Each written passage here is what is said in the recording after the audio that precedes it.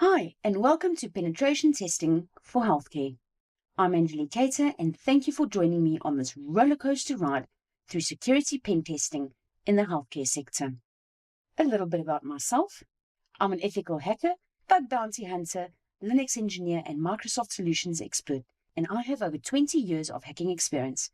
I'm a mother, a wife, a Harley rider, a nerd, and I love getting into things that I'm told I can't get into. This course will be more of a horror story in the making. It's not that advanced, but if you feel that it's getting a bit too much, go back and check out my other course on Windows pen testing with Caddy, just so that you can get those brain juices rolling again. So what will you learn?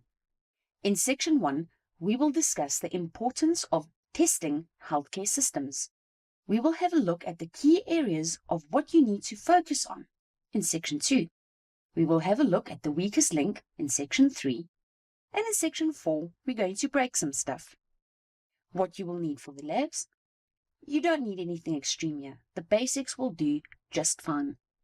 Hardware, 8 gig RAM, minimum 4 cores on your processor, approximately 200 gigs free space on your hard drive, an internet connection, and software-wise, you're going to need VirtualBox to load Kali Linux, Windows 7, 8, or 10, and a Server 2008 and 2012.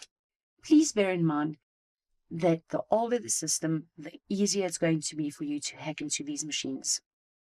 So, are you ready to become a bit doctor? I'll see you in the next one.